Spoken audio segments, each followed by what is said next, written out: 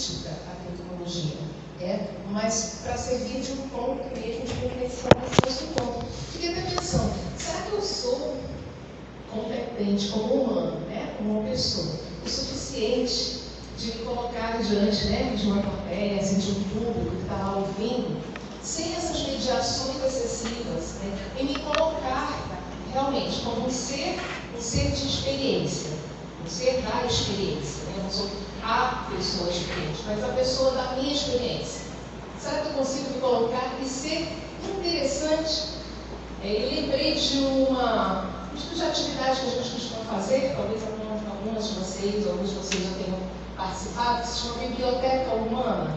Já ouviram falar? Biblioteca Humana é um tipo de atividade que a gente costuma fazer quando a gente quer proporcionar a pessoas, comunidades, que conheçam a experiência de alguém. Então a gente diz assim, olha, essa pessoa quer um livro vivo nessa biblioteca. Então você pode chegar, tem vários livros ali, você quer conhecer aquele livro, vai lá, senta com a pessoa e ela vai abrir o livro dela e contar a história dela para você. Então eu quis colocar aqui no perspectiva de biblioteca humana como um livro vivo, um livro que tem algumas histórias, que tem algumas experiências.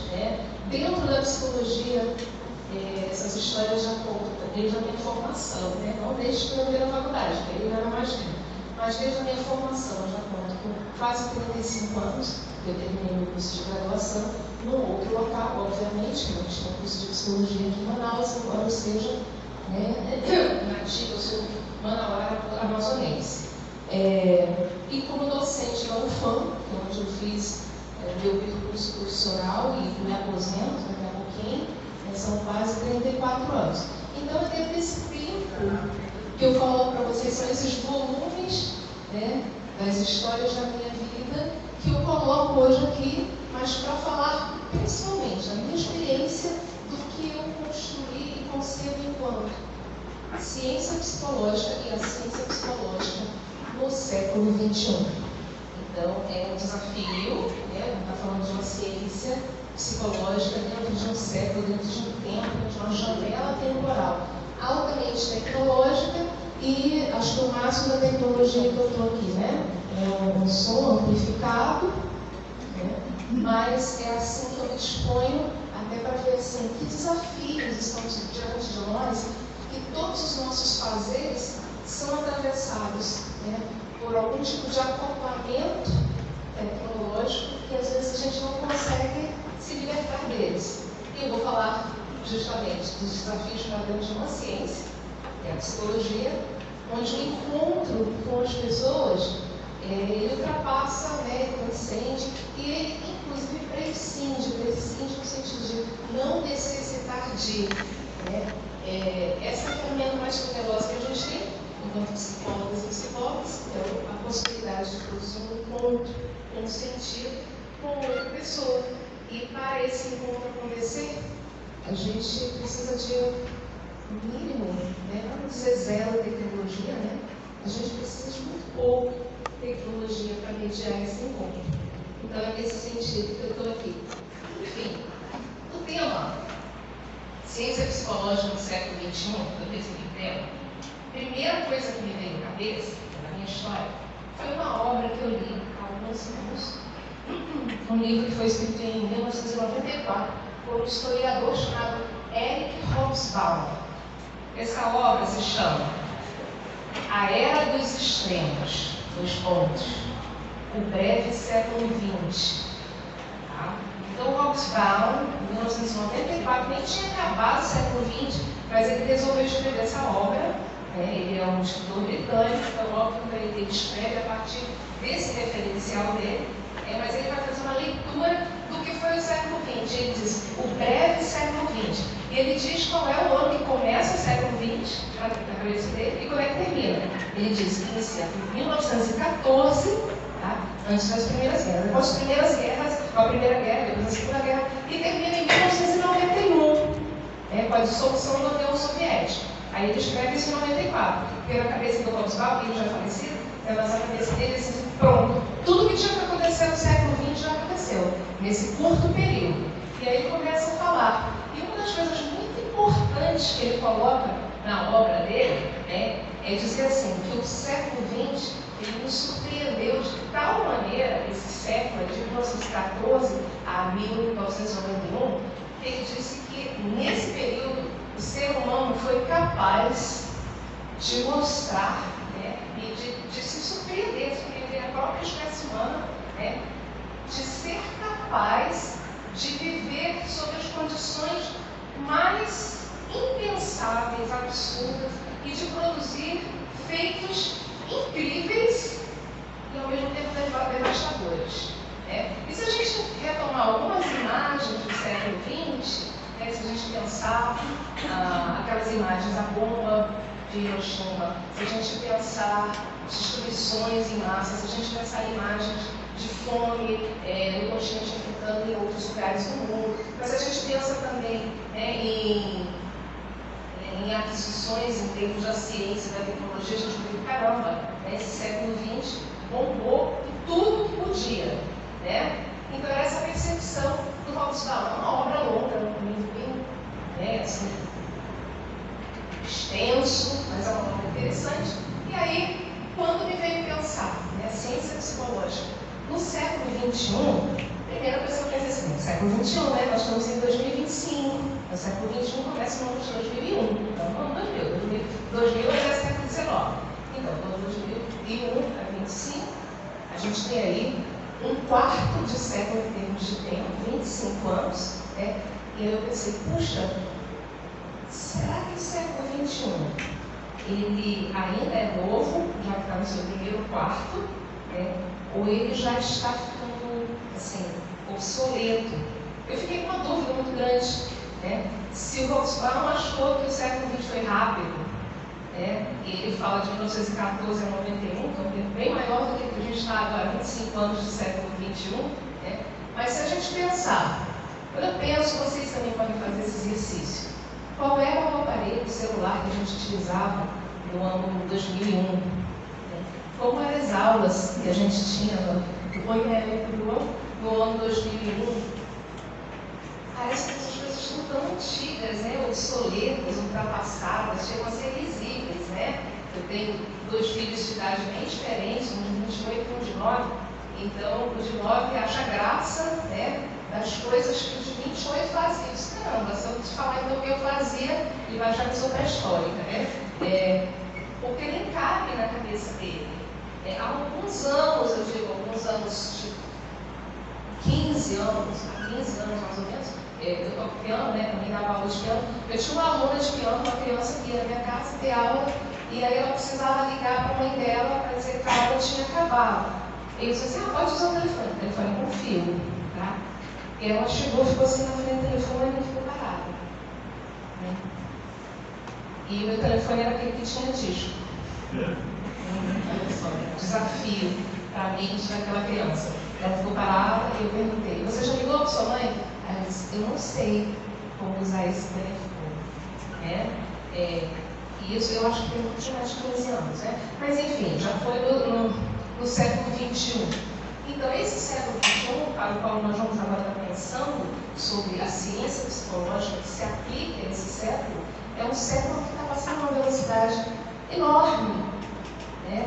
E, enfim, a gente vai continuar chamando ele de século XXI, né? E as gerações após mim, eu não vou até o final desse século, obviamente, né? Mas vai ser ainda o século XXI com transições, né? Com mudanças, eu nem sei para onde vão. Acho que nesse primeiro quarto do século já impactaram e muito as nossas formas de existência. E aí que cabe a gente começar a pensar, né? Qual será o nosso papel, qual é o nosso desafio. Eu posso presenciar que não vai ser meu não, eu vou me aposentar, não vou querer nem saber, né? Tá tudo bom, então.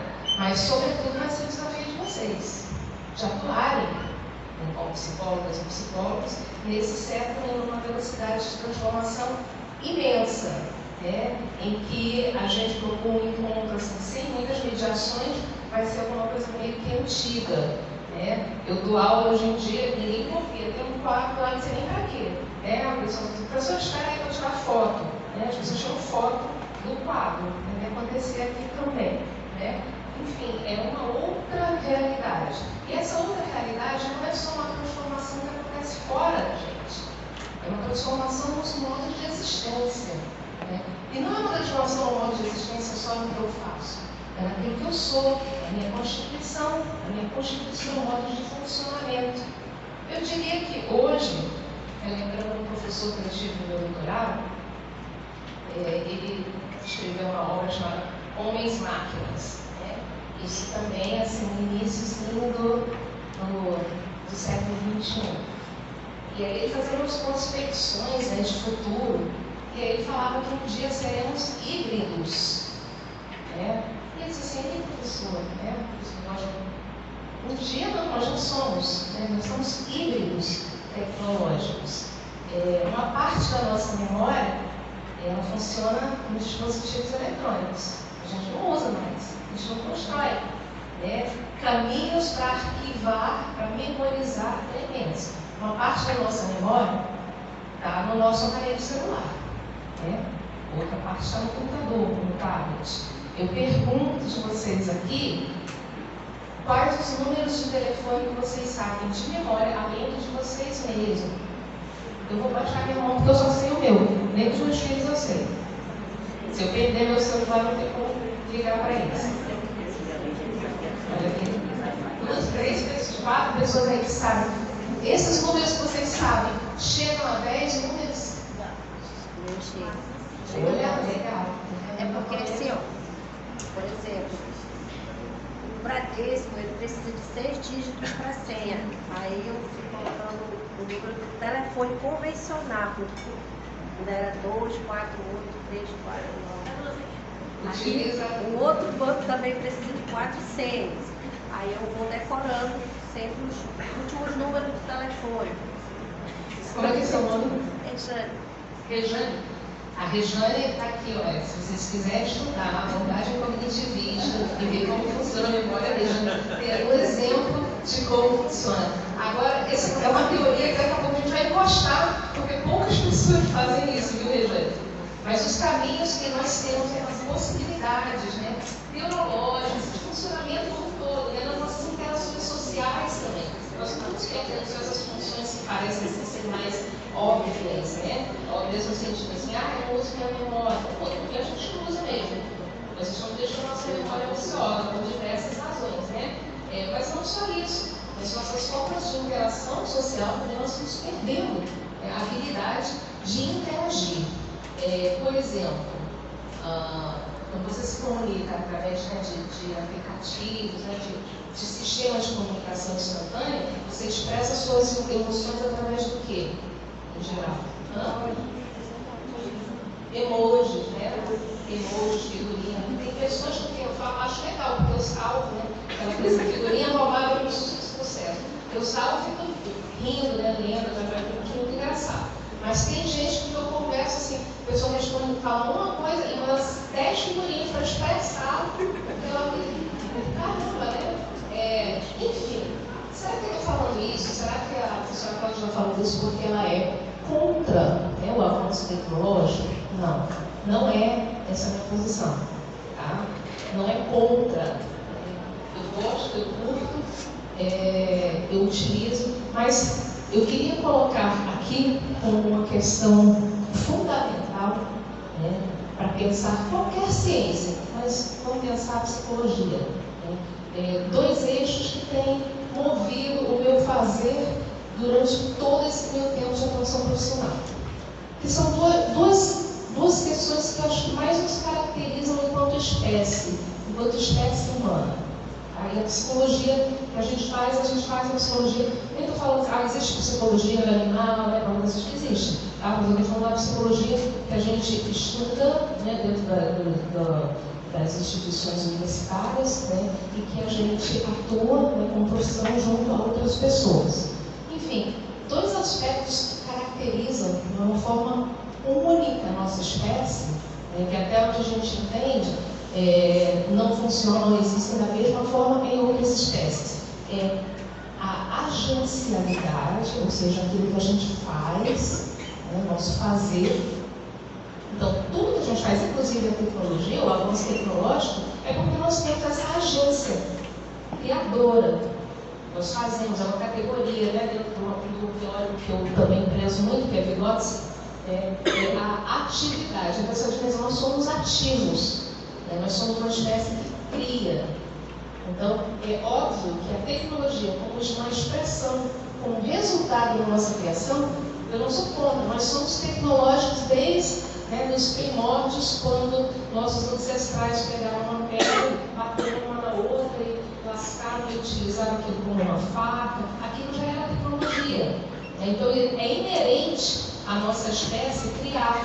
E o que a gente criou até agora, não vai parar por aí, a gente vai criar mais. Ok? Então, não é um problema, não é uma crítica ao progresso. Mas a questão, eu falei assim, duas coisas que me tornam, né, que eu sou investida. Uma é essa agencialidade e a outra, que também é uma característica humana, que é a reflexividade. Então, agência e reflexão, ou atividade e consciência, também visto, né, dentro dessa abordagem teóricas. A reflexividade, que também é inerente à nossa condição, ela tem sido negligenciada. Você faz uma reflexão muito rápida, você fala, isso funciona, vai ter esse pronto, resolveu. É uma reflexividade não muito implicada com as próprias formas de viver, com o bem-estar, o bem-estar da humanidade, o bem-estar planetário, eu diria, o bem-estar sistêmico, que envolve outras espécies, envolve as condições de vida. Então, a agencialidade vai, digamos assim, a passos largos, né, uma velocidade galopante, né, que produz as tecnologias e essas transformações aí, né, que nós vamos, inclusive, acoplando ao nosso sistema fisiológico, psicológico, falando em híbridos, né? Hoje em dia a gente tem muitas pessoas que usam os fones de ouvido que ficam, né, não tem fio, aí fica assim. Isso é um acoplamento tecnológico, nós somos híbridos mesmo, então a gente consegue se comunicar, né, e receber mensagem. Opa, meu corpo está recebendo, né? Pronto, acoplado, você é um híbrido, nós somos híbridos quando fazemos isso. Enfim, essa tecnologia galopante, que é resultado da nossa agência, ela tem muito em disparidade com a nossa reflexividade. Quando a gente pensa nesse avanço tecnológico, e aí quando a gente vai nas discussões que envolvem, por exemplo, o reconhecimento do outro, né? O que sustenta, por exemplo, políticas, estratégias genocidas. Gente, a reflexão está muito lá atrás. Não acompanha em nada, né, esse avanço tecnológico.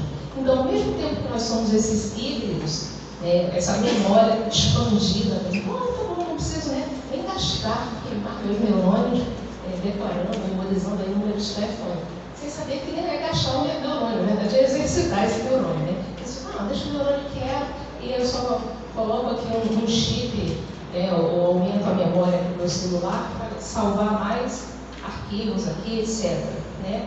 Ao mesmo tempo que nós temos, nessa população mundial contemporânea, né, século XXI, pessoas que têm uma expansão de memória com acoplamentos tecnológicos, nós temos nesse mesmo século XXI pessoas que não conseguem desenvolver a própria memória porque não têm o que comer. Né? E aí tem déficit nutricional e não conseguem memorizar por causa do déficit nutricional. Então veja, no mesmo século, no mesmo quarto de século, do Hobsbawm, né? No mesmo século que a gente tem um avanço tecnológico imenso, a gente vê pessoas vivendo em condições impensáveis, né? Muito distantes. E essas condições elas são sustentadas principalmente por uma ausência da reflexividade de onde essa tecnologia está nos levando. Né? Ela nos leva a caminhos excelentes, maravilhosos, mas que não conseguem dar conta, né? Tanto avanço, não consegue dar conta de questões básicas para alguns segmentos. Em 2003, exatamente, em 2003 eu estava fazendo doutorado fora de Manaus e eu lembro que nós tivemos uma aula, que era uma aula de epistemologia, com essas questões que envolviam ciência, tecnologia, no doutorado de saúde pública. Então, a gente estava discutindo os rumos mesmo da saúde pública, né, os grandes desafios da saúde e os avanços da ciência. E eu lembro de um expositor nessa aula que falou assim, olha, a ciência já resolveu o problema fome mundial há muito tempo. Há muito tempo. Né? Mas não consegue fazer chegar a quem precisa o alimento, enfim, a segurança nutricional a todos os cantos do planeta onde tem gente. Então não é uma questão de atraso naquilo que a gente consegue desenvolver ou pensar. Mas um distanciamento, ele falava lá o que eu estou falando agora. Existe uma distância entre aquilo que nossa agência criadora, intelectual, consegue dar conta e aquilo que nós refletimos sobre isso. Então, voltando aqui à questão do século XX, como falou Eric Hobsbawm, eu vou trazer dois nomes que são ícones dentro da história da psicologia. Lembrando aqui, eu estou falando dessa psicologia, principalmente dessa psicologia que é uma ciência que se constituiu no Ocidente, no finzinho do século XIX, que tem toda uma roupagem eurocêntrica, etc., e que só depois de muito tempo conseguiu, eu não diria nem incorporar, mas conseguiu compreender que ela abriga tensionamentos por parte de uma produção de um saber psicológico que não surge nesse eixo. E a gente vai ter ali autores latino-africanos, a gente vai ter autores que não se situam nesse eixo ocidental e que pensam a subjetividade, o fazer, o ser pessoa, ser sujeito, de outras formas que se contrapõem, que tensionam esse eixo principal. Mas essa ciência que eu estou nesse trajeto é essa ciência que nasceu lá no século XIX. Então, no século XX, tem dois pesquisadores são bem importantes, bem proeminentes. Não sei aqui se tem alguns dos períodos iniciais, alguns já formando, mas se vocês não ouviram falar sobre esses autores, ouvirão, esses pesquisadores ouvirão algum dia. O primeiro deles se chama Stanley Milgram. E ele era pesquisador e professor da Universidade de Yale, nos Estados Unidos. Se não lembram do nome, talvez vão lembrar do experimento famoso do Milgram.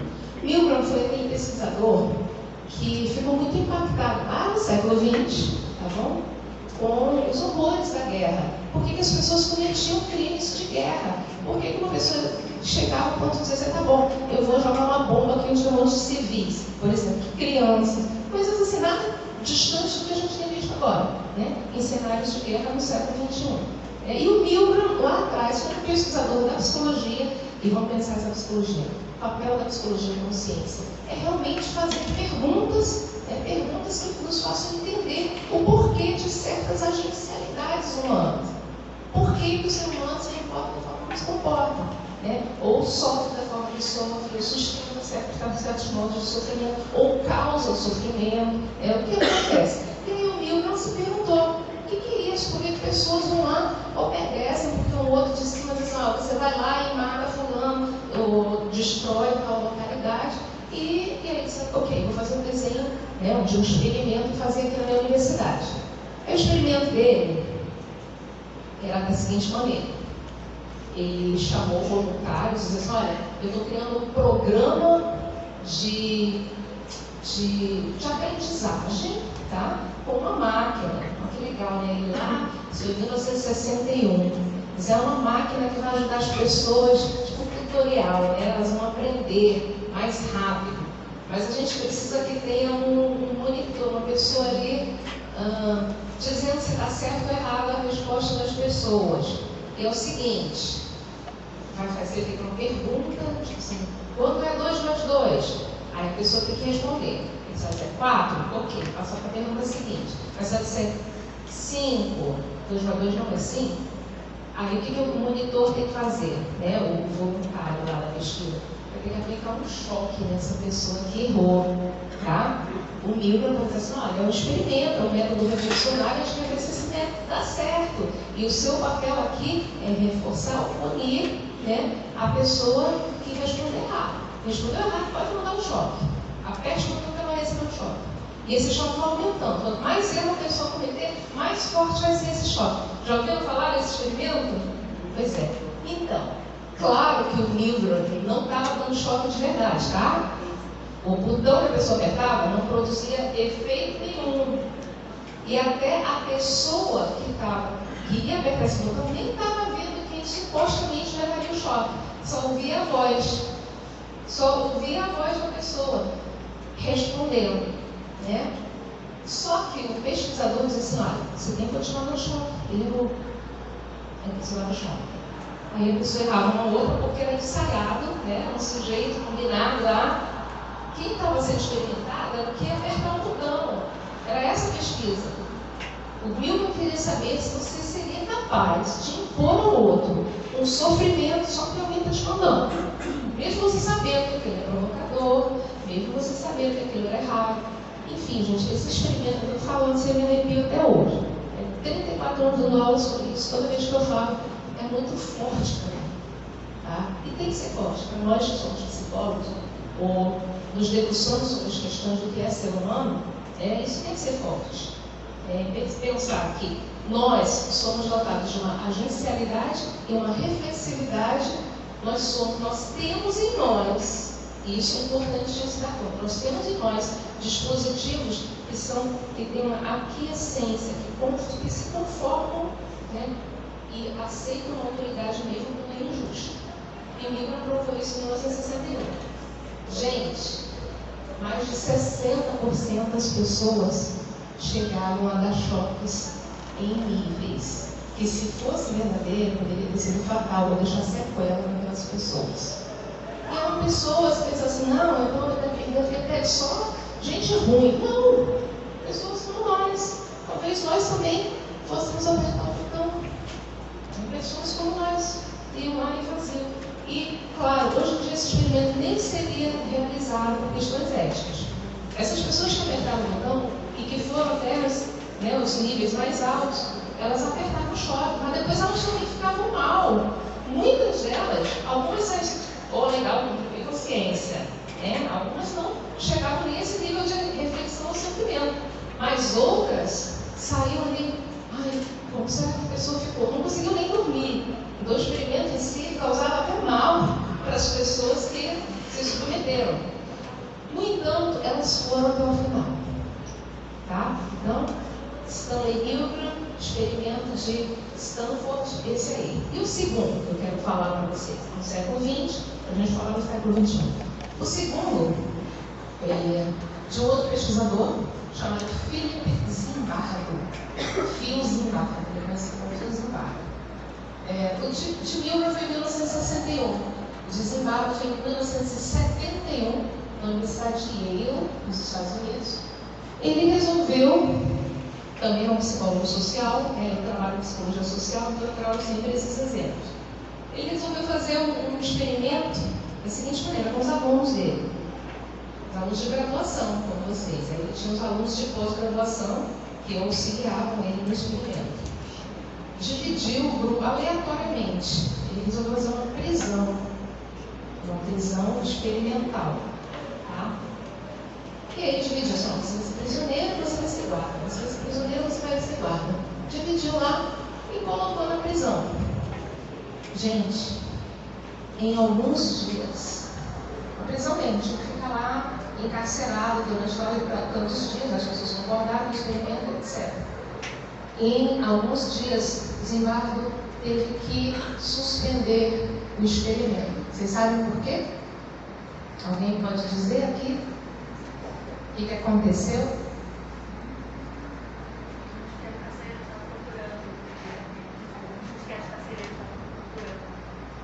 Se tornou um presídio, um cárcere desumano.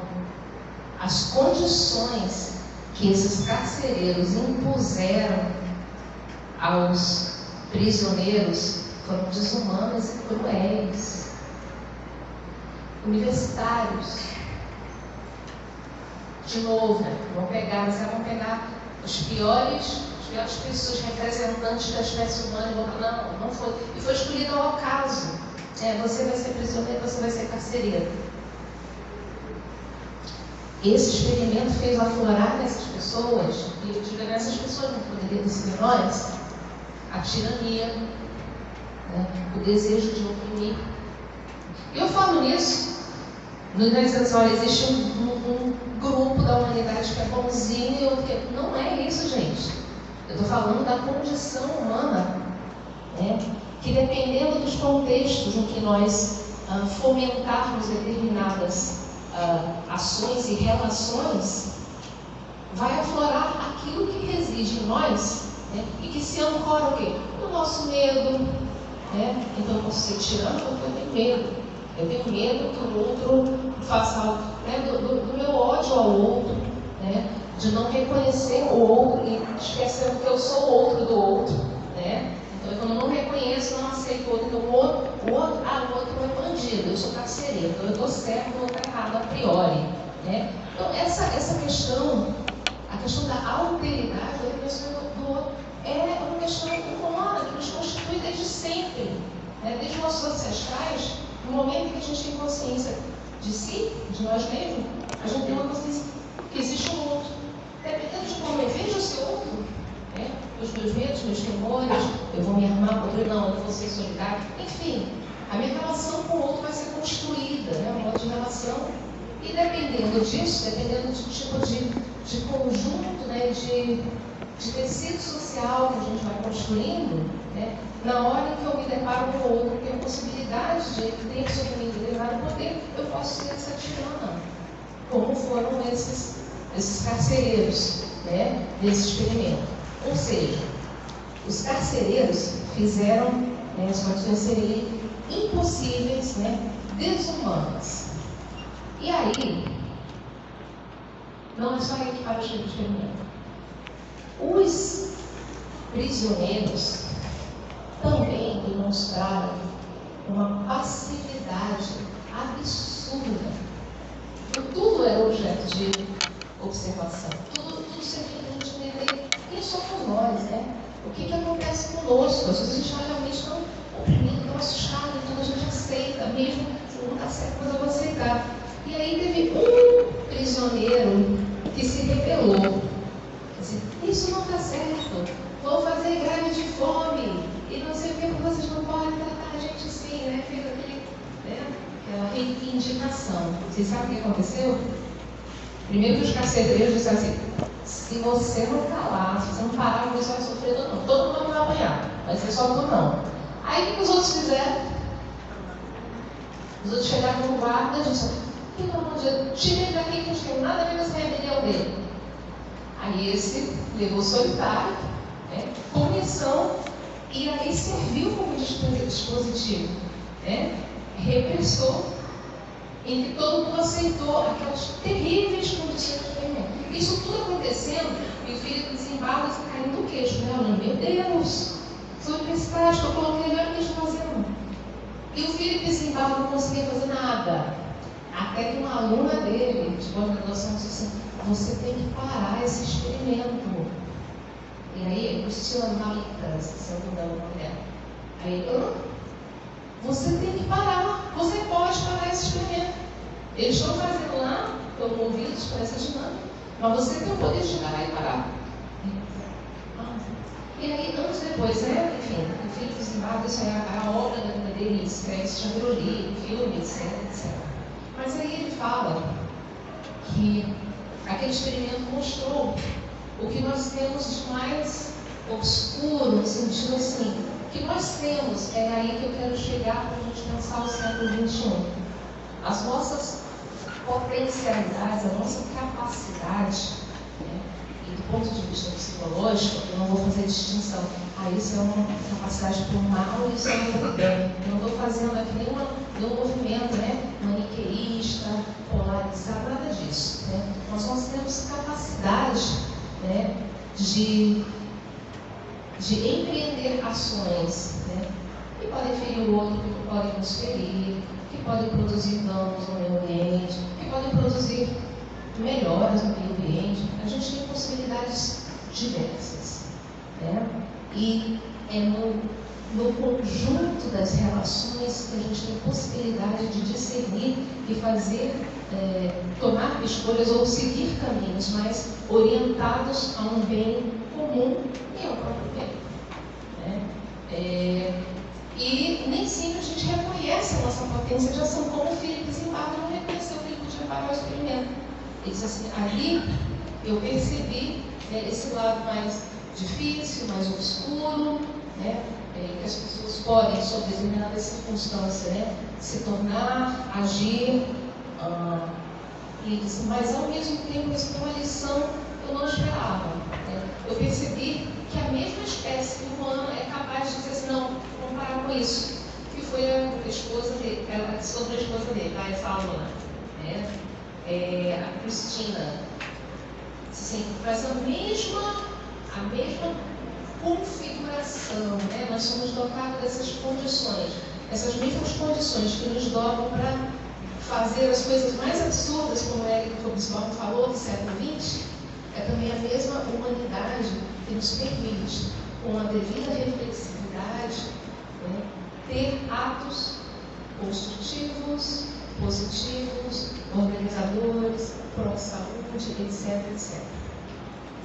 Ok? No experimento de Milgram, em 61, aí o Walter diz assim, pô, chamaram de Milgram, ninguém fez isso, não tinha ninguém bom, só tinha gente mal. Não, aí a gente volta e olha assim, mais de 60% apertou o botão, mas em torno de 40% não apertou. Não é verdade? A gente quase não fala sobre quase 40% de pessoas que dizem assim, não, ok, vou parar esse experimento aqui. Não vou dar choque na pessoa, não. A gente fala porque se horroriza mesmo daqueles que foram além. Mas a gente esquece de pensar que esse experimento também mostra que é possível ter uma reflexividade que nos engaje em formas de existir mais saudáveis e potentes. E aí, voltando aqui para o nosso século XXI, a tecnologia que faz a mediação das nossas relações hoje, ela é má? Não, ela não é má. A gente tem que abandonar tudo que é novo, e ficar assim, o passado. Eu às vezes recebo esses vídeos assim, a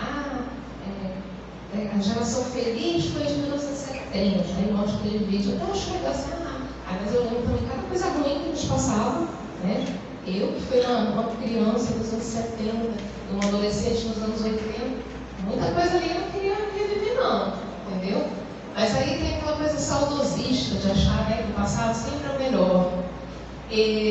Também não se trata dessa apologia de dizer que lá atrás era melhor, não. Tem coisa muito ruim que a gente fez atrás, tem coisa muito boa. E tem coisa muito ruim que a gente faz hoje, tem coisa muito boa também.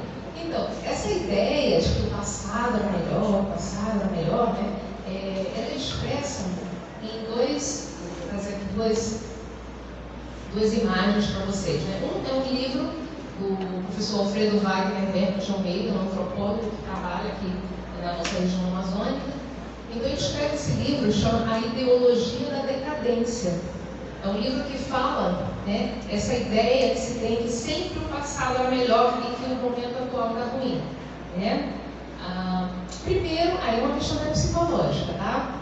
Primeiro que a gente está vivendo no momento atual, mesmo do ponto de vista psicológico, que a gente traga angústias, crises, sofrimentos que ocorreram no passado, elas se atualizam no presente. Então a gente vai ter sempre essa sensação de que o hoje está muito ruim, o hoje está difícil de aguentar. O hoje as pessoas estão mais desinteressadas no ir umas para as outras, etc. A gente sempre vai ter uma ideia de que aquilo que ficou para trás era melhor, embora tenha produzido também seus danos, mas como eles estão sendo atualizados no hoje, a gente tem essa ideia de que a ideologia que está havendo uma decadência, que o passado é melhor e o futuro é péssimo.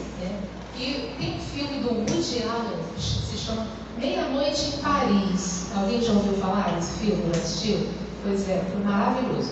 O filme Meia-Noite em Paris fala de um escritor que ele está em Paris e ele se encontra num determinado lugar e naquele momento, meia-noite exatamente, ele volta ao passado. Então, aí ele adora, inclusive ele começa a fazer isso direto, porque o passado dele é maravilhoso.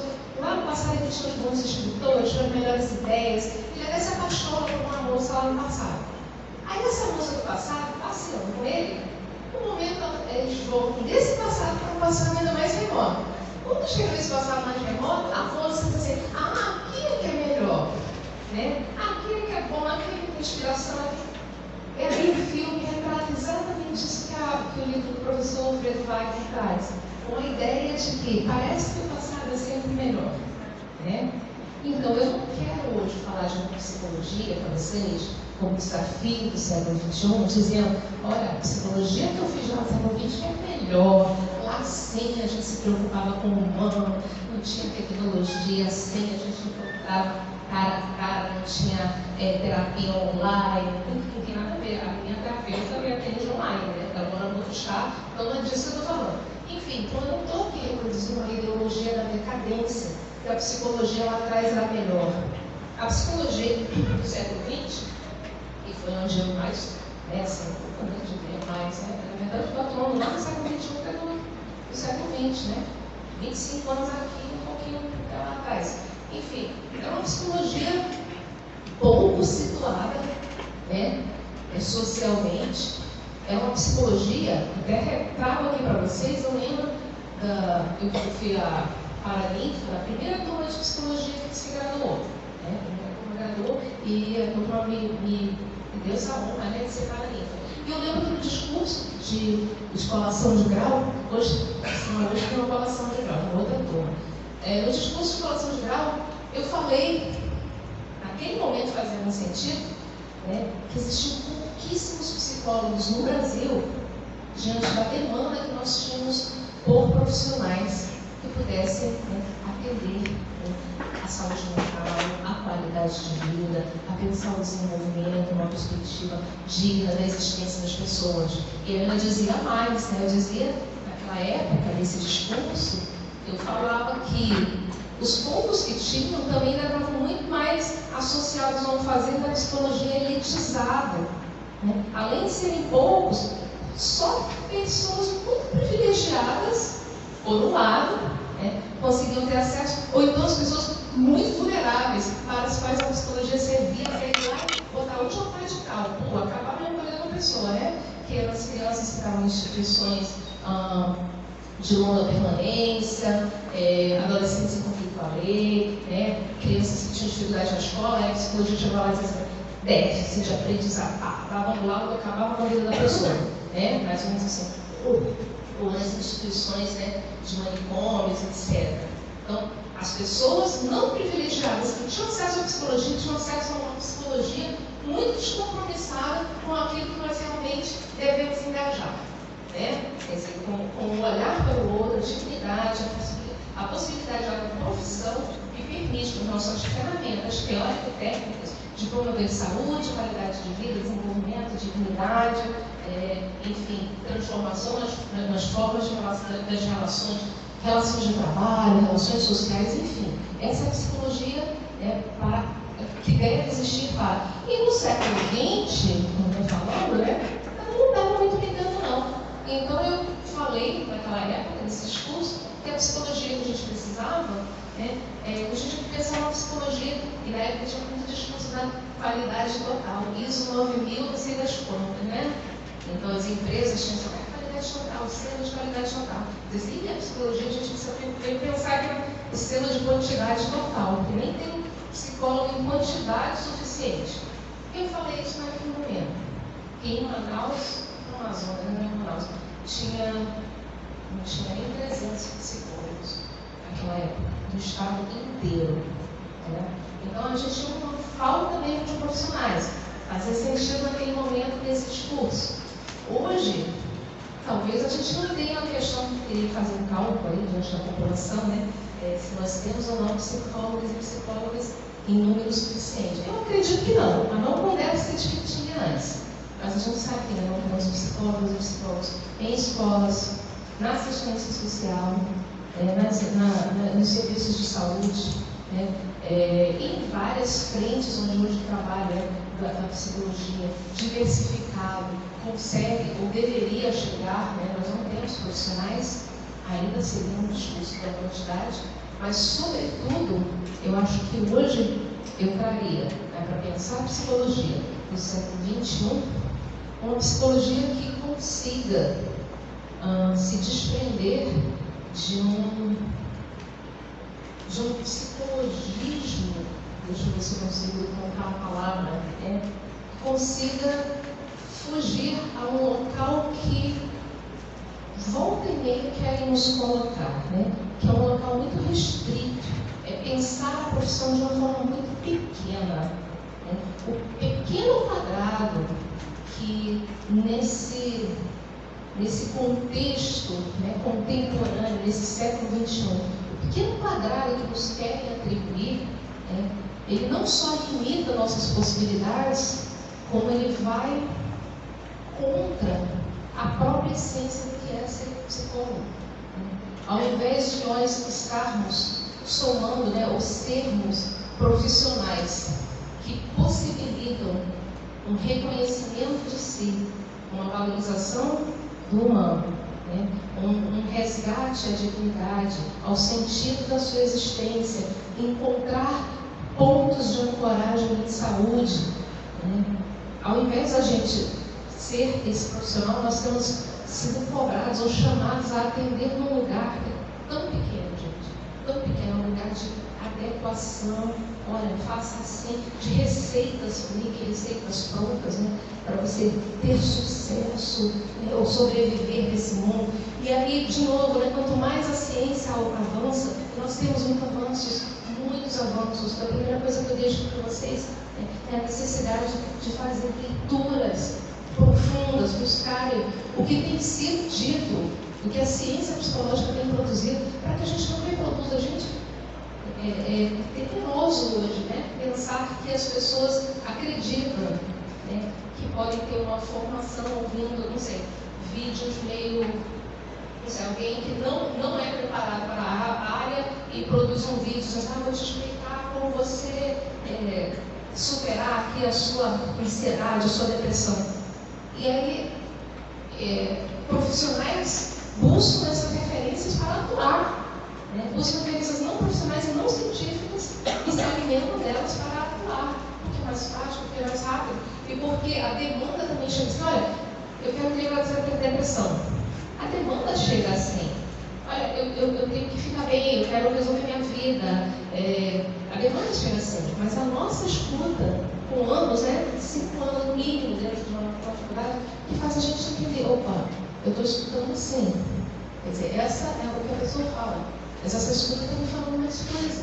Essa pessoa está me falando de um sofrimento. Esse sofrimento está vinculado a uma forma de estar no mundo, na sua rede, nas suas conexões. Então eu não devolvo aquele pedido, eu não devolvo em forma de ação aquele pedido chavão, aquele de praxe. Eu preciso ter uma competência técnica, teórica, para poder compreender. E a nossa profissão, quem faz isso? Mas quando a gente atende rapidamente, a esses chamados, vou resolver, e aí eu já ouvi dizer, mas se eu não fizer, se a gente não fizer enquanto psicólogo, tem gente que nem é psicólogo e vai fazer. Isso não pode ser justificativo. A gente diz assim, olha, eu vou ser não científico, porque senão ele vai para um que é não científico vai fazer pior.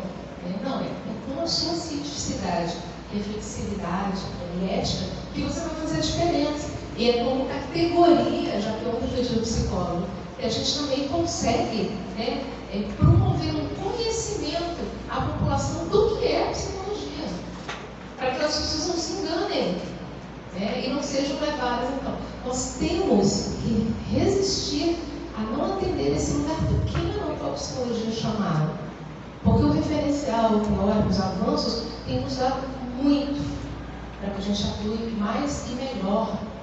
Alguns exemplos, a gente tem visto, hoje, assim, recente, diagnóstico de autismo, inclusive com adultos, Então, hoje, o conhecimento que a psicologia tem em relação à neurodiversidade é muito grande. Mas o que a gente tem feito com esse conhecimento?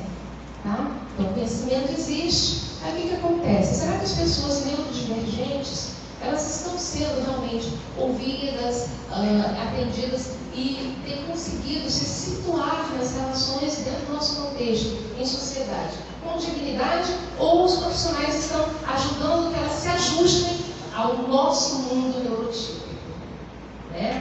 Assim, vamos fazer então os autistas a funcionarem melhor na nossa forma de agir. É isso que eu estou falando, assim, a psicologia que vai atendendo a essa velocidade galopante, vamos fazer esse mundo funcionar. Vamos lá. E vai tocando. Quem não se adapta, a psicologia adapta o pessoal aí, vem vindo. O que se sabe hoje é muito sobre sofrimento no trabalho, gente. Eu estava conversando, assim, com colegas, as condições de trabalho, mundo lá fora, que são extremamente cruéis como os experimentos que eu falei agora, que se sustentam. E como nós, psicólogos e psicólogos, vamos nos circular, tendo conhecimento, sabendo que agravantes dessas condições de saúde estão nos modos de produção, estão nos modos das relações, como se estabelece no mundo de trabalho. A questão da violência dentro da escola, recentemente, um assunto assim, bem recente, a questão da vulnerabilidade de todos os usuários das redes sociais. Todos nós somos extremamente vulneráveis a essa terra sem lei. Mas, sobretudo, o grupo mais vulnerável, crianças, adolescentes. Eu estou com uma pesquisa agora com um aluno também, a gente começou há 2 anos, e agora essa pesquisa está muito próxima de tudo o que está acontecendo. Então, nós temos conhecimentos psicológicos de como funciona esse terreno, que é um terreno de anonimato. Nós temos conhecimento desde o século XIX do que nós, seres humanos, somos capazes de fazer quando não estamos sendo vistos ou não vamos ser cobrados pela nossa responsabilidade. A gente já sabe a carga que dá deixar essa terra de ninguém. Nós já sabemos disso. E como é que a gente, como categoria, como profissional, a gente também está deixando correr solto, Deixa correr solto, ou seja, nós temos um compromisso na psicologia, um compromisso de ser cada vez mais científico, senso comum, achismo, assim, essa grande profusão de pseudo-conhecimento que circula, nós temos que passar um crivo muito grande nisso aí. Então, para o bem e para o mal. A tecnologia que permite uma conexão global, pode ser excelente. E ela muitas vezes, e para muitas coisas. Quem vai negar aqui o valor de uma teleconsulta, gente? Em lugares onde não se consegue chegar e você consegue levar um diagnóstico inicial, tratamento para alguém que recebe. Gente, não só teleconsulta, O valor que tem você falar com alguém que está lá, não sei onde, o quanto isso traz conforto, sensação de pertencimento. Não estou aqui dizendo, joga tudo no lixo. Mas, assim como os experimentos mostraram, esse avanço da tecnologia traz o melhor e traz o pior. Então, cabe a nós fazermos novas perguntas para questões que antes não existiam. Então, esses são os nossos papéis. Fazer o tempo todo novas perguntas. O que está acontecendo? O que isso gera? Como isso se associa a esse sofrimento que essas pessoas estão relatando? Fazer novas perguntas. E a outra é não deixar as perguntas que não devem sair de pauta. A gente não pode deixá-las de fora, já são velhas perguntas. Existem questões que serão eternas na psicologia. Questões que serão eternas. Toda a produção da saúde, do bem-estar, da dignidade. Essas têm que permanecer em pauta sempre. Elas são atemporais. E outras vão se colocando por conta dessas variações e acréscimos tecnológicos que nós temos aí. Enfim, não sei como é o tempo, acho que eu vou parando por aqui, para que vocês também possam falar algumas coisas. Queria deixar, principalmente para vocês, uma palavra de coragem, coragem, de curiosidade. Antes de fechar mesmo, eu vou falar o último trabalho que eu estou fazendo. Eu estou trabalhando no meu laboratório, é o Laboratório de Intervenção Social e Desenvolvimento Comunitário. Eu estou trabalhando com um grupo de pesquisa e projeto de extensão que chama PSI além das telas, né? Psicologia além das telas, dentro e além das telas, porque não exclui. Eu trabalho sempre com essa questão, assim, que tem que haver uma complementaridade, né? A gente não exclui a tela, mas a gente vai para dentro e além. E eu tenho um grupo de alunos de psicologia, de ciências da computação, programadores de jogos, que a gente está trabalhando com jogos digitais. Tá? A Elisa trabalhou comigo um pouquinho, né, no nascimento desse projeto. A gente trabalha com jogos, a gente trabalha desde os jogos analógicos, desde o jogo do mundo, desde o jogo de xadrez ou qualquer jogo, desde os jogos queimada, qualquer um, até os jogos digitais, que a gente acha assim, isso é um problema, gera dependência, o que a gente faz com isso como psicólogo, né? Aquelas respostas imediatistas que eu estava falando para vocês. Não é isso, não é só resolver isso, vamos fazer melhores perguntas para poder entender. E nesse meio tempo, a gente trabalha também com a questão da reflexividade. Quem joga, como é que esses jogos que são construídos, eles podem te levar tanto a uma alienação, a uma naturalização de violência, a um apagamento do outro, a cultura de ódio, pode te levar a coisas terríveis, que nem o século XX no livro do Hobsbawm. Mas, por outro lado, você tem jogos que são construídos por pessoas também, que te levam a construir vínculos de solidariedade, que te levam a formas de competição muito ricas, muito desafiadoras, criativas. E nós estamos trabalhando com um jogo, recomendo aqui que vocês assistam, uma série, acho que são 2 ou 3 episódios, nem lembro, ou um só, não, acho que é um só. Uma série documental na Netflix que se chama A Extraordinária Vida de Ibelin. Tá? A gente está trabalhando com um jogo que é relatado nessa série, nesse documentário. Então, Ibelin, na verdade, Max é uma pessoa real, que desenvolveu um tipo de síndrome, parece um síndrome de encarceramento, Ele foi ficando entrevado ao longo da vida, mas não era um outro tipo, tá? de síndrome que ele desenvolve. E no país que ele viveu, que já morreu, no país que ele viveu, tinha um aparato tecnológico tão bom e tão disponível, tão acessível a ele, que ele conseguiu sustentar a existência dele por um bom tempo, inclusive com muita autonomia. Ele morava, mesmo com toda essa deficiência, cadeira de roda, etc., ele morava num apartamento sozinho, tinha o jogo dele, e aí ele jogava um jogo chamado World of Warcraft. Esse jogo, quem conhece, tem gente que está isso na cabeça, depois que ele morre, a família descobre o quanto esse rapaz construiu de vínculos e teve uma existência que transcendeu aquela cadeira de rodas. Ele construiu vínculos e impactou a vida das pessoas. Aí a família mandou um aviso para aquelas pessoas, aqueles servidores de rodas, assim: olha, infelizmente está comunicando que o meu filho morreu. Aí eles começaram a receber enxurradas de e-mail de pessoas narrando o quanto ele tinha impactado, e pessoas que não sabiam da condição dele, das limitações físicas. Eu estou dando spoiler, não estou dando mesmo, porque a minha palestra senão fica sem assunto lá.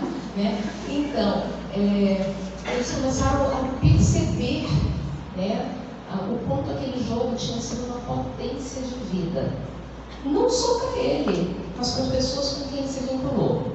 Então, é uma tecnologia que, a princípio, eles falam assim: jogo digital, isso é uma tragédia, isso é horrível, esses meninos estão tudo viciados. Aí a gente acha que jogo só produz isso. Não produz só isso. Claro, depende de que jogo é esse. Que mecânica é colocada, que elementos tem, o que ele favorece que desenvolva. Porque a gente tem muita porcaria. A gente tem jogos que são uma desgraça mesmo, que incentivam a cultura de ódio, que acirram aquilo que nós já temos, em termos da nossa desconfiança com o outro e tal, que a gente precisa trabalhar nas nossas relações, como estar com esse outro que não sou eu, mas não destruir. Mas tem jogo que vai dizer: não, vai destruir mesmo. Vai destruir de todas as maneiras. Você não precisa só destruir não é só jogo de arma que destrói, É jogo que objetifica, mulher, criança. Gente, tem jogo, a gente está vendo isso, tem jogo que estupra. Tem jogo que estupra. Pronto, sem dizer nada. Para aí, ponto final. Então, a mesma capacidade humana, que formula, que é capaz de ser criativa e construir um World of Warcraft, que é um jogo que incentiva a criação, que estimula, que amplia as possibilidades de viver, né? Mesmo dentro de uma tela, tem outros que produzem desgraças, né? Em larga escala. Enfim, a nós cabe sempre pensar todos esses aspectos de uma forma muito crítica, muito ética, muito reflexiva, e nos implicarmos, né? Não só me implico com o meu paciente aqui, com ok, seu compromisso com essa pessoa, né? E você vai ter sua abordagem de trabalhar com essa pessoa, mas você tem que entender também que o que essa pessoa fala, ela não está passando isolada. Se ela está falando assim, eu sofro muito, eu fico muito ansiosa, ou eu tenho muita depressão, ela não está ansiedade e depressão num mundo abstrato, né? A gente vive num mundo que promove a ansiedade em crianças muito cedo, né? Que acirra processos de depressão pelo não reconhecimento, pelo não pertencimento, etc. Então, tudo isso está na nossa esfera, nossa psicologia muito mais ampla do que esse pequeno lugar que esse mundo dinâmico, correndo, quer nos mostrar, a ver e fazer. Então, eu deixo aqui essas palavras e esse bloco de coragem. Né? Coragem porque eu não sei o que vem por aí. Né? O século XXI ainda tem muito tempo pela frente.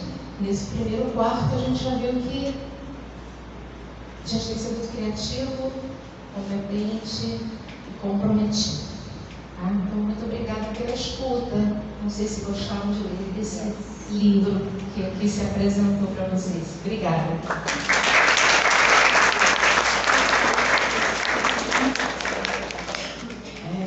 Cláudia, a gente agradece a sensação de voltar para casa.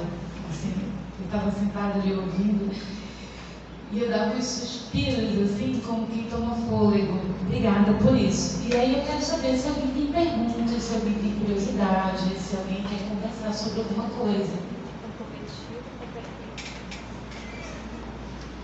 Todo mundo desconfiado. Gente, não vale ponto, pode perguntar, tá? Ninguém pode perguntar, pode falar de uma experiência, fazer uma ideia, né?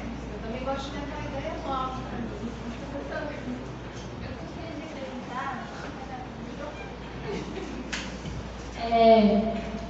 Eu gosto muito de você falou de jogos, né, que influenciam de forma boa, e tem um jogo que eu sou completamente apaixonada, eu tenho cabelo caderno com ele, que é Life Strange 2. O 1 também é muito emocionante, mas o 2 ele traz questões de trauma, de superação. Ele é a história de dois irmãos que perderam o pai de forma trágica, e como o irmão mais velho ele assume o papel de pai, basicamente, para cuidar do irmão mais novo. Eles passam por várias coisas e tal. E assim, vendo séries, vendo filmes, qualquer coisa assim, a gente se emociona porque eles são atores, pode ser uma animação. Mas você sentado no computador, jogando e se fazendo escolhas, porque é um jogo de escolhas, as escolhas vão influenciar o que aqueles dois irmãos vão fazer na vida deles. E você sentir que está dentro do jogo também é uma forma muito emocionante. Eu sempre revejo esse jogo, eu gosto muito. Ele tem muita coisa assim para ensinar. Eu não vou dar spoiler porque, sinceramente, eu não sei. Então, se alguém tiver interesse de procurar Life Strange, tem um, tem dois, mas eu particularmente gosto mais de dois. E eu jogo muitos jogos e eu sempre vejo muito isso. Eu imagino que vocês viram recentemente o caso do garoto que matou os pais com a ajuda da namorada, mais ou menos, né? E falaram que foi por influência de um jogo de incesto. Só que, pesquisando mais, não é isso. Não é somente isso, né, que influencia uma pessoa a fazer. Ela já tem uma coisa, já vem procurando coisas e tal. Então, o jogo é da mesma forma, que influenciam, que dão experiências para você, mesmo você sentado na frente de uma tela, também podem influenciar, infelizmente, para coisas ruins. Mas os jogos que eu procuro estar jogando são jogos que me trazem experiências, mesmo parada na frente de uma tela. Por isso eu gostaria de ver, que é muito interessante. Qual o nome do jogo? Life is Strange, A Vida Estranha. E queria convidar, se você quiser falar do projeto com a gente, sexta-feira à tarde. Fica o convite, qual é o nome? Lídia. A Lídia ou outra pessoa também que tem interesse, tá? A gente reúne às sextas-feiras à tarde na Faculdade de Psicologia. Essa sexta e a próxima nós não vamos ter, porque semana que vem tem Enabrapso, né? Mas a partir da próxima sexta a gente retoma o projeto. E a gente tiver debate, jogos, e esse relato seu é incrível. Muitos jogos, né? E a gente pesquisa também, muitas pessoas que relatam assim, tipo, olha, jogar o jogo tal salvou minha vida, né? Então tem muitas faces, né, para a gente pensar sobre esse jogo, sobre a relação pessoa-jogo, pessoa-pessoa, né, nos jogos multiplayer. É um universo, gente. Quem aqui vai para Abrapso? O pessoal que teve o trabalho aprovado não é por aqui? Não, né? É o pessoal do centro, não é, Felipe? O professor André tinha um grupo de psicologia social e eles produziram algumas coisas bem legais para Abrapso. Parabéns para quem vai, parabéns para quem se inscreveu. Mais perguntas? Mais curiosidades? Os professores ali atrás, escondidos?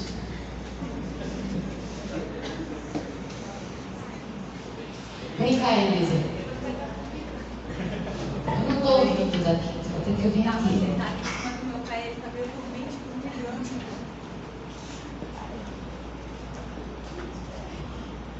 Eu só queria, na verdade, explorar o que a senhora fala, porque eu acho que essa sensação da Jade, né, de voltar para casa,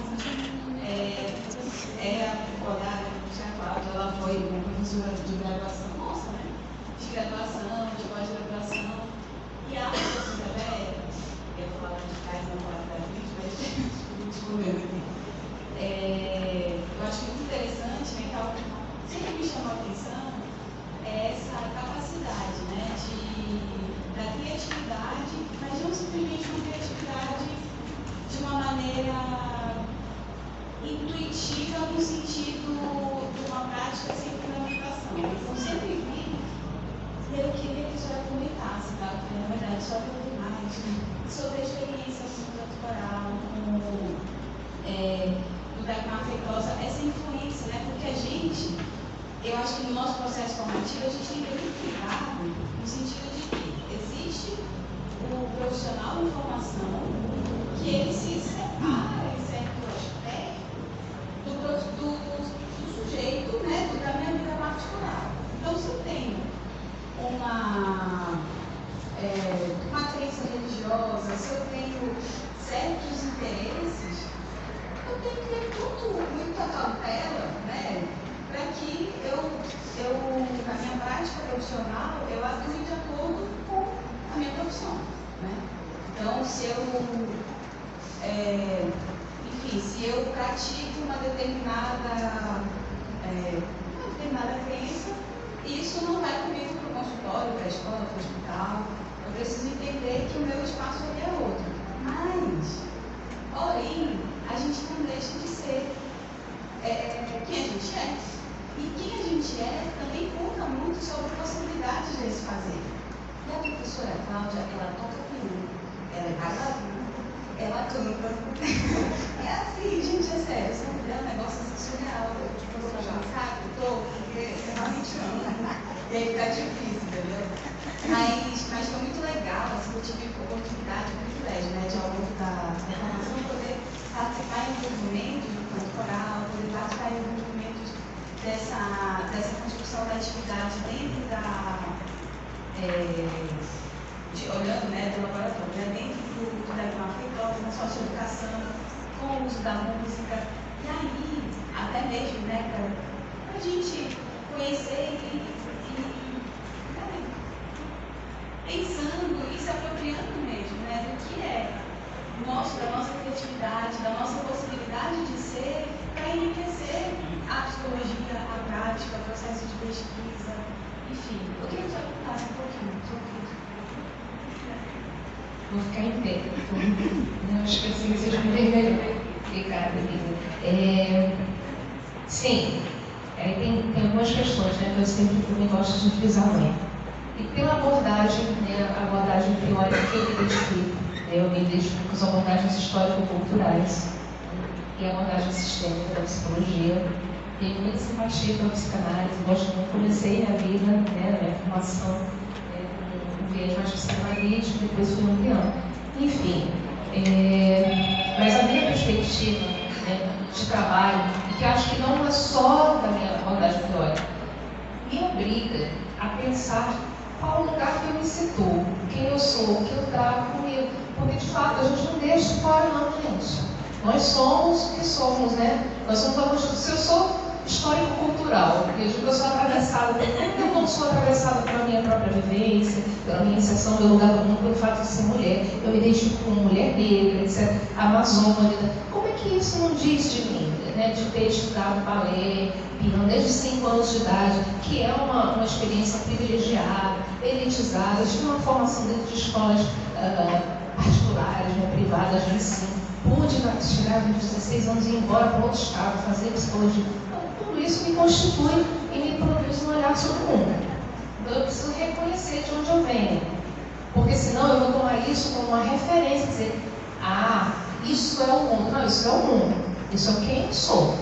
Eu preciso ter muito discernimento de quem eu sou, para poder estar no encontro com o outro e também receber esse outro como ele é, como ela é. Então, por exemplo, a Elisa mencionou, né, a questão das crenças. Eu tenho minha vinculação religiosa, né, de frequentar a igreja, etc., na denominação, é a minha denominação. Agora, imagina, né, que ao longo da minha vida profissional, felizmente, eu não quero trabalhar só com quem é igual a mim, né? Que é isso, que eu já vou estar fazendo gueto. Só vou atender quem se parece comigo, né? Então, já pensaria ali se você deve ou não, né, fazer até aquele juramento quando você vai lá em qual grau, né? Então, é uma diversidade, uma multiplicidade de existências e experiências. Eu tenho que estar aberta a outra pessoa que traz uma visão, um olhar para o mundo e outras experiências, e que é válido para ela. E que o meu papel, por exemplo, jamais é converter ou trazer a pessoa, ou até mesmo desejar, eu quero muito que essa pessoa encontre o sentido da vida da mesma forma que para mim. Que é isso, né? Se eu penso assim, não tem problema nenhum, né? Eu disse assim, não, deixa aqui, eu estudei psicologia, não é como psicólogo, não. Vou trabalhar como, sei lá, né? Eu vou ser um propagador da minha fé. Não tem problema nenhum, mas não é como psicólogo que você vai fazer isso. Né? Então não tem problema, você precisa entender. Agora, enquanto psicólogo, esse outro vai chegar, vai trazer experiências, situações, né, que se você estiver preparado, ético, teórico, tecnicamente, seu lugar ali é acolher essa experiência, entender como faz sentido, ver como é que você produz, né, junto num trabalho conjunto com a pessoa, a condição da fruição da saúde, do bem-estar, etc. Pode chocar você? Pode. A gente trabalha com adolescentes que cometeram atos infracionais. Vocês não vão achar que eu acho que é super normal, né, estuprar, assassinar. Já trabalhei com adolescente, cometeu um homicídio duplo, né? Aí não vai dizer assim, não, tudo bem, você pode fazer o que quiser. Não é isso. O trabalho não é esse. Mas o meu trabalho é de compreender, né? Eu preciso trabalhar com essa pessoa para que ele primeiro, é mais ele do que eu, que tem que entender que coisa disruptiva foi essa que levou ele a matar 2 pessoas ali. Porque ele vive numa sociedade, primeiro que ele não consegue reconhecer a existência do outro, ele estabelecer um limite na relação com ele, isso eu trabalho com ele. Né? Mas para trabalhar depois eu não começo assim, Maninha, isso que tu fizeste é um absurdo. Não é assim, porque eu preciso trabalhar com ele e entender assim, isso foi o que você fez. Né? E por isso que você está aqui nessa instituição, você entende por que você está aqui? Então vamos começar a conversar a partir daí. Né? Então, uma coisa é o que eu sou, minha crença, que eu tenho que reconhecer, ela faz parte dela, que às vezes eu posso ficar chocada, e aí eu tenho que levar para a minha supervisão. Não, acho que eu não tenho condição de atender para essa pessoa, porque está mexendo muito com minhas próprias coisas. Então, isso é dimensão ética. Né? Agora, junto com isso, olha só, esse reconhecimento também me traz um lugar para o outro dizer assim, eu sou a Cláudia, eu tenho essa vivência, não preciso revelar minha impressão, não é isso, mas assim, eu saber, eu tenho essa vivência, eu tenho formação em música, e foi assim que surgiu um projeto com música, com adolescentes que cometeram atos infracionais e estavam privados de liberdade, né? Dentro de uma instituição lá de internação. Eu faço pesquisa, trabalho com esses jovens, e o meu trabalho é justamente tentar entender como é que se pode socializar alguém dentro de um lugar como esse. É impossível. É um lugar que só reforçava as identidades criminosas, né? Em todos os sentidos. Até quando eu ia elogiar o menino, era dizendo, sabe, por exemplo, na semana do ECA, os adolescentes que mais tinham talento para esporte iam lá competir. A gente estava lá correndo, aí a equipe de monitores, do técnico, torcia para o menino assim, vai fulano, corre como se a polícia fosse te pegar, incentivando o menino, né? Então, o tempo todo, até quando era para ser elogio, era um reforço a toda a experiência criminal, né? E não era só o menino que tinha problema, era a instituição toda. A instituição toda que também não conseguia entender de outra forma. E nem ele próprio. Então, a gente começou com um projeto assim, caramba, aí que eles colocam, né? Não é uma coisa só intuitiva. Sai, eu acho que eu vou lá cantar. É isso, não é isso. O que o cantar faz? Como qualquer outra atividade. Qualquer outra atividade.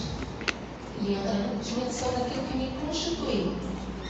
Quando a gente fala assim, quem eu sou? Eu sou Cláudia, psicóloga, professora, cantora, né? Então, o que eu faço se transforma no que eu sou. Então, a minha atividade faz parte da minha identidade. Para aqueles jovens, o que eles faziam? Eu mesmo perguntava para eles. Vamos lá, o que vocês fazem? Fala alguma coisa que você faça bem.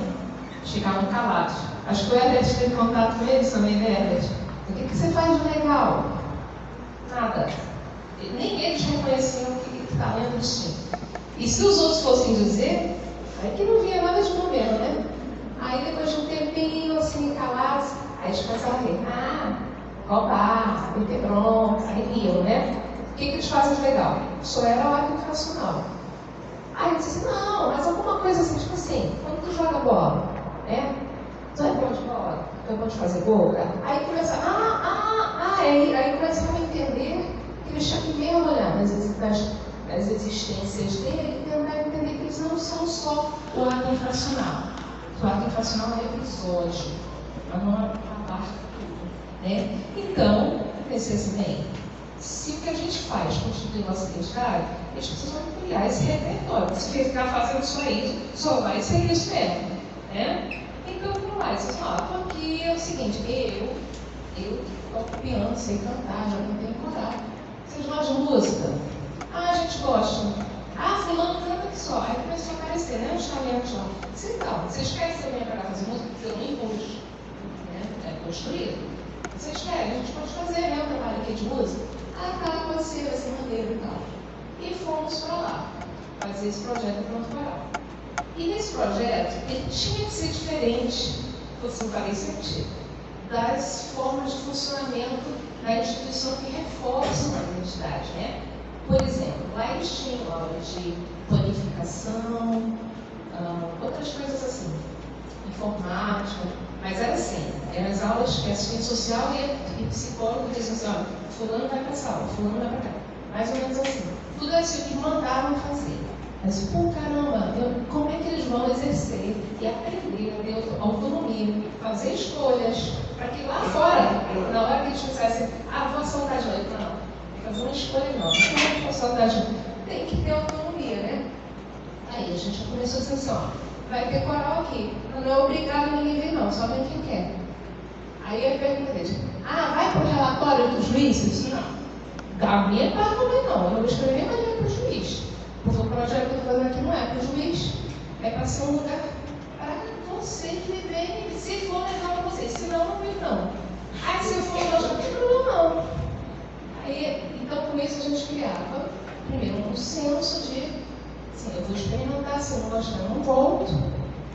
Né? Tudo bem, isso aí não tem problema, se eu voltar, não tem problema não. Agora, se ficar, a gente tem uma regra que fica por viver. E não era a regra que eu chegava assim, não pode fazer.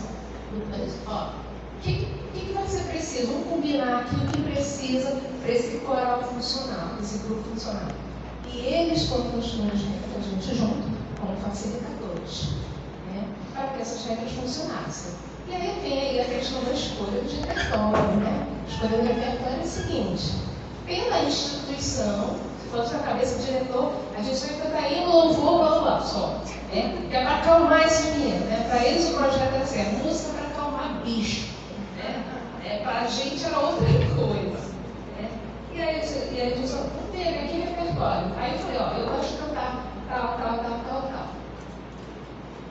Eles riam algumas músicas que eu também tudo bem, né? E eu achava estranho. E eles gostavam. No começo, né? Principalmente vinha muito rap de presidiário. Né? Vamos lá. MC das quando, desculpa a mãe facção. Tá, vamos lá. Aí, gente, a gente ia combinando, porque não era só a música dele, era dele